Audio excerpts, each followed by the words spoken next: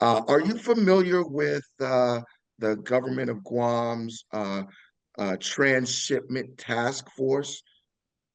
I am. In fact, I have a business opportunity in Guam, and one of the things that I know is that we have an opportunity as America to use Guam so creatively and so differently. So the transshipment task force to me is one of those hidden gems. It's one of those opportunities that if you understand the machinations and the arcane business of logistics, you begin to see this underutilized but outsized opportunity, right? You can magnify 3 to 1, 4 to 1, maybe even 10 to 1 the effort because now you have a place where you can do different things like instead of just it's a hub to drop and ship or move things from one location to another, we can repackage things.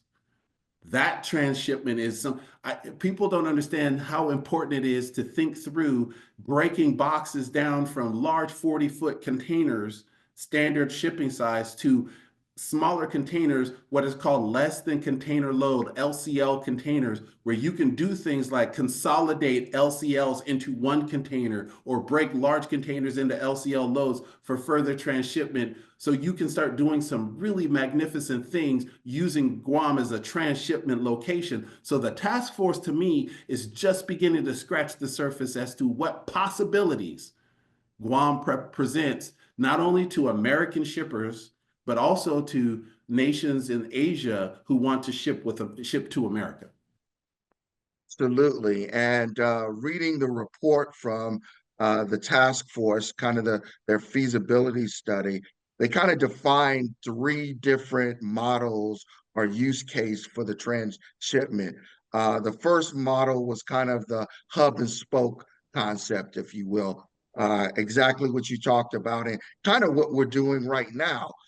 Basically, many of our ships come from the west coast of the United States, and their first stop is in Hawaii, and then they come on to Guam, and then a lot of the load is kind of broken down or offloaded here at the port of Guam, and then loaded onto smaller ships to go through the smaller Micronesian islands, kind of on a hub and spoke kind of concept.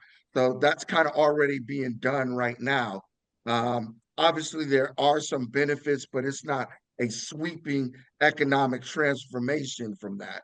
The second one model that they looked at was value added activities. And that's kind of what you were talking about before. The idea of, what if we were importing raw materials or semi assembled goods, and we had some kind of manufacturing capability here, whether it be final assembly, whether it be some additional assembly, and then shipping it onward from there. But it's value added kind of manufacturing activities.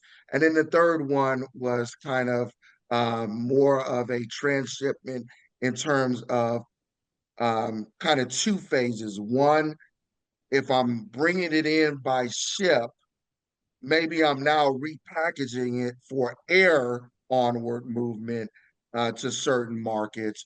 Or even better, what if I had distribution centers on Guam itself and I was filling those distribution centers, and as orders came in, you were hitting from the distribution centers to go onto a plane or wherever for onward movement.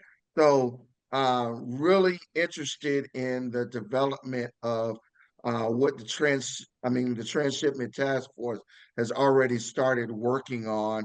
A lot of possibilities and a lot of goodness there. And they already identified many different industries, maybe a little bit of textiles, maybe aquaculture in terms of some fish, electronics, obviously, and even 3D printed parts.